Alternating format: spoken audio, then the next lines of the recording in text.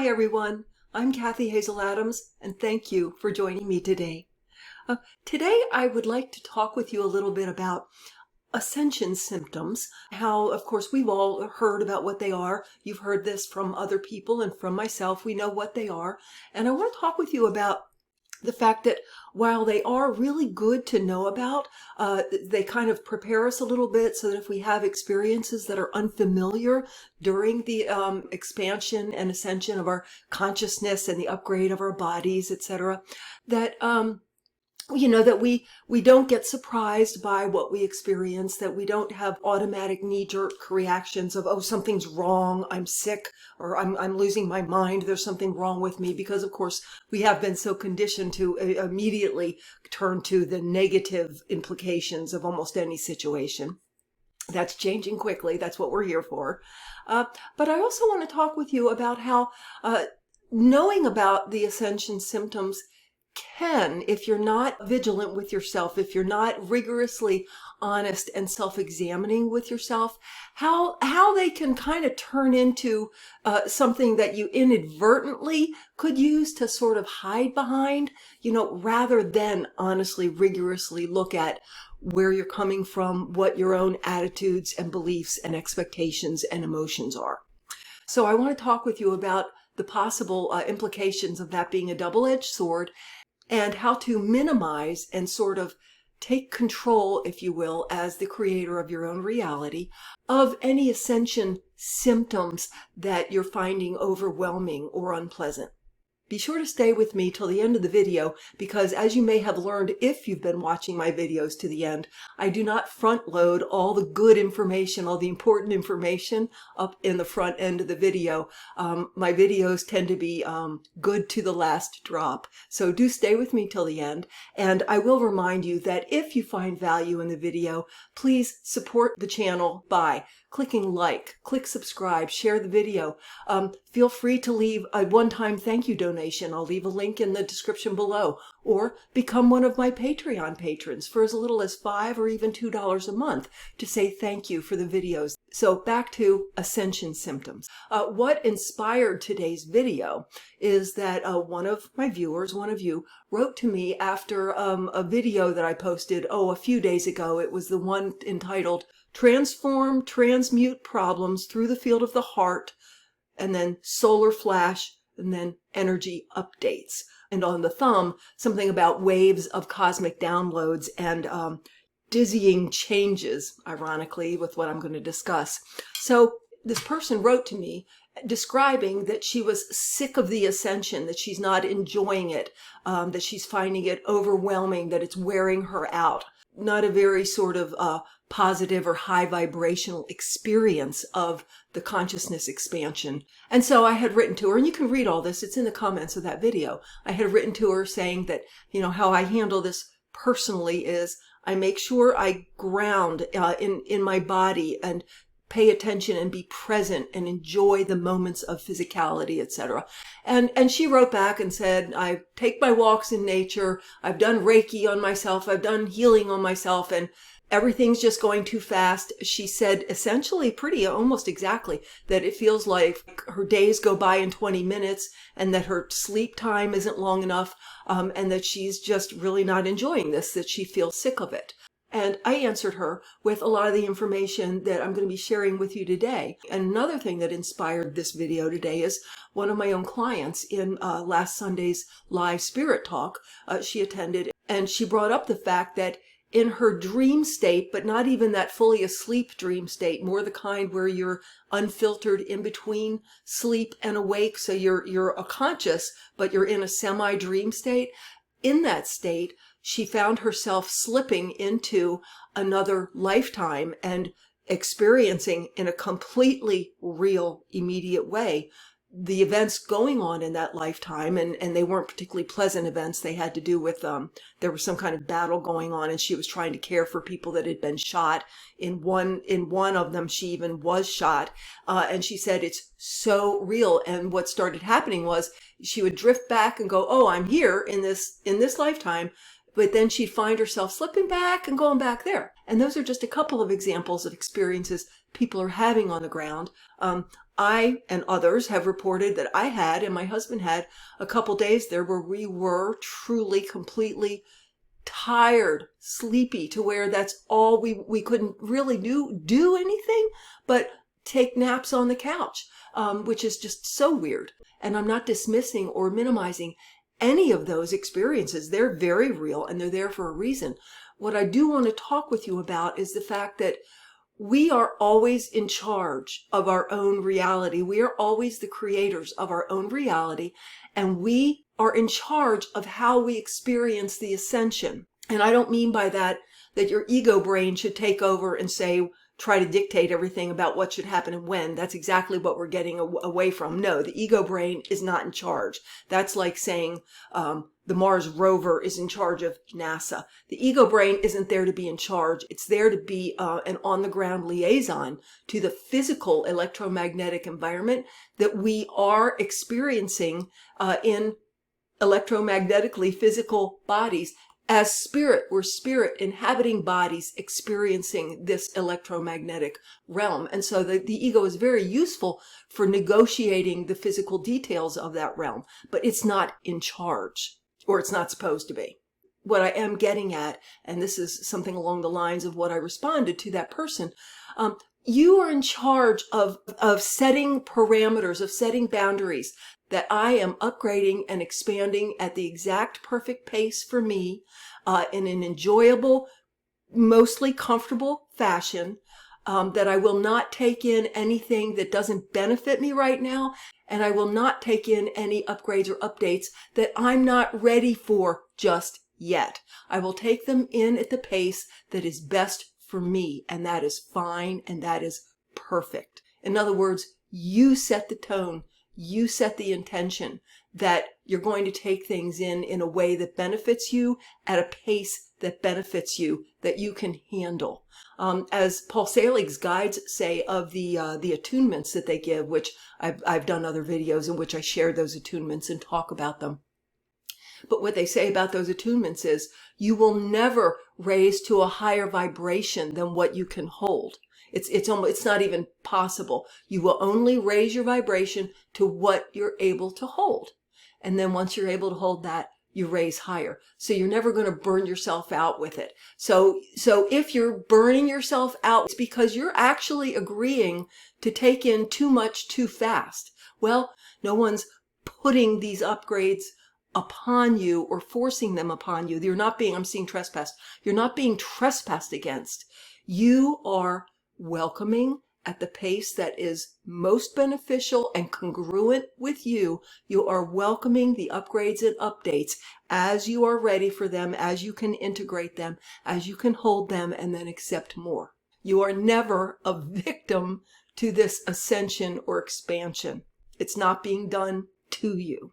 The other thing I wrote to her, and the very important thing I wrote and want to share with you, is the most important thing you can do during all of this is, and I'm going to use this word, but then I really want to qualify what I'm talking about here. The most important thing you can do is ground and be in the present moment. What am I saying here? There is certainly grounding the way many people talk about it, as in standing on the earth, letting the earth's electromagnetic frequency equalize your electromagnetic frequency and smoothing out the rough edges and sort of the frenetic static so that you are stabilized and in line with your earthly environment. That is certainly the most often talked about form of grounding. But as I've said in other videos, there's also grounding, first of all, to your heart center, who and what you are. Get under yourself first. I am absolute. I am empowered to create my own reality. This is my sacred space. I am, and I'm in charge of my sacred space. There's that kind of grounding, anchoring to your heart center. And then there's a sort of a third aspect, and there's not lines and they're not divided, but there's a third distinction to make, which is make sure you're in your body. Make sure that you're not so entranced and focused with moving into the spiritual that you forget to actually inhabit your physical body. You can be fully in your physical body and be fully spiritual. That's what we're here to do. We're here to integrate the two and be whole consciousness, to be in physical experience fully and be our total whole spiritual self, our true inner self. At the same time, simultaneously, we're here to integrate that. I think what may be happening to some of us is we're getting so enthralled and so focused in being in the spiritual and all the energetic upgrades, we're forgetting to just ground, come back down in your body, be here in the present moment. Time does seem to be speeding up because in reality, there is no time. Everything is simultaneous. There's an infinite present, an infinite now, but we still experience things within that, one thing at a time. As the vision I got as I was reading this person's message was almost like what you would see from up in a high jet plane or even from the space station. You know, you're looking down at the earth. It's so far away and it's become so small that you're not even involved in it anymore. You're just looking at it from afar. And the things that are going on the ground there almost seem to not have a reality. Bring it back down to where you are inhabiting your body, where you zoom in. You know how you've seen in these satellite pictures. You zoom in all the way down through the clouds, down, right down into the neighborhood on the street. Get here fully and notice everything that's here. Notice in all the present moments the beautiful butterflies that flew in your yard. Notice and take time to enjoy petting your dog or cat and just relaxing and having a cup of tea and just how it feels to just be relaxing on your couch with a good book and your pet in your lap. Take time to slow down and cook a nice meal for yourself and your family and enjoy the food. Like enjoy the intimate, lovely moments of being physical. That's what we're here for. We're here to be both divine and spiritual and know it, and enjoying the intimate moments of the physical simultaneously. I do want to hear your thoughts about this, your experiences with this, how this information hits you. Going on, so my student who reported sort of slipping into another lifetime, grounding again was the answer there. It's like, right, you exist, you're multidimensional. You exist in all of your lifetimes simultaneously. You exist in all versions of all your lifetimes simultaneously. And you exist as Ascended Master, Arcturian, Andromedan. You exist as all of that. But right now, the perspective you are focused on is right here. Susie, James, Kathy, Stephanie, you are focused right here. And right now, you commit to acknowledging that you are the God consciousness, your source consciousness, expressing and experiencing through this unique perspective on this unique pathway of experience and expansion of your awareness, which includes being aware of all the other parts of you, but you're still doing it from here. You still know where you're anchored right now and the life that you're committed to right now, if that makes sense. So again, in that case, it's like, yeah, I know that's there. I know all of that's there. I even have experienced that right here. I have a husband, I have kids, I have a life that I have committed and want to show up for. And so I'm going to give this, 95% of my attention most of the time. The other insight that came to me around this Ascension Symptoms thing is this. Watch out that knowing that there are symptoms of upgrades, energetic updates, that we don't start using that as an excuse to not examine our own agendas and our own beliefs and expectations. Like, sure, if you are usually a relatively energetic person and all of a sudden you are just want to do nothing but sleep for a day or two, that is unusual for you. It's very noticeable. You know what it is. If, on the other hand, you've had trouble being interested in life, if you've had trouble enjoying life, even really wanting to be here, you could potentially start saying, well, and that's okay. It's just an ascension symptom. Instead of questioning ourselves, going, okay, what beliefs and expectations am I carrying here? In other words, don't trick yourself into letting the predicted ascension symptoms sort of mask what really were your own agendas and beliefs and expectations anyway. Like, if you really aren't enjoying being here and you don't want to be here, and being here in physical life doesn't seem like a positive thing to you anyway, maybe we need to be examining that and saying, okay, I would like to change my energy to where I learn to spiritualize and become the divine in the physical and achieve what we came here for, which is to be joyful and in love and harmony and creativity while in the physical. Like, I would like to achieve being able to be joyful. I would like to be able to achieve feeling satisfied and enjoying in my physical life. That's what I'm here to learn how to do and be, rather than using it as an excuse to dislike being here even more. It's like we still have to examine our true beliefs and expectations and inner agendas. And back to the thing about everything just going so fast that it just seems like you're here for 20 minutes. I did advise that person. I don't know if this has helped or not. I haven't heard back. But, again, bring yourself down and let yourself be here for the moments and enjoy them and take time to focus on them. Be aware that we are creatures that are very open to suggestion, and we can hear something and either consciously or unconsciously go, oh yeah, maybe I'd like to sort of play with that and experience that. And before you know it, you're having that experience. Now, maybe you were meant to, but you are not a victim to it. That was you choosing to have the experience, and you can choose to slow it down. You can choose to say, okay, I've seen that and I'm ready to move on to another experience of this because I'm learning to be an empowered creator of my own reality.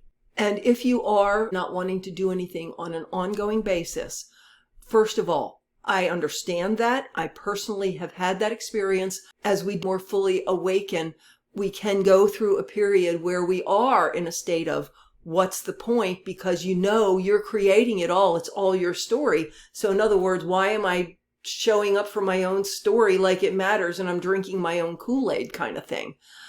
There's another layer after that. So I want to add to all this. If you're rising through to where you are just pure you and you are creating and you're playing with creating in the physical, and you are God consciousness experiencing and creating in the physical, and you're enjoying and playing in the medium. It's almost like you're a computer programmer that created this beautiful virtual reality, just beautiful.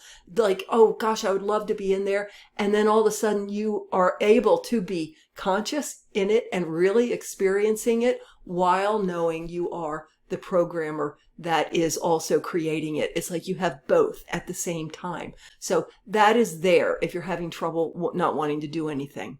And the thing we all need to look for in ourselves would be, if I'm not wanting to do anything, is it because I'm feeling like there are things I should be doing? I should be doing more. I should be able to be doing this and this and this. And I don't feel like doing any of it. So there's something wrong with me, or I'm afraid I can't do it. In other words, some resistance in me because I'm either afraid I can't do the things that I would like to do, or I'm insisting that I want to do and like to do something that isn't authentic to me, that's not congruent with me, that is not genuine. And again, that's what we're here to learn. What is genuine, true, me, being and doing me, and just in being what I am and bringing me to the world. And that is good and good enough. So thank you for watching till the end. I hope something I've said is helpful to you in some way. Please do leave your comments and questions. I read every one of them. Blessings. Have a magical day.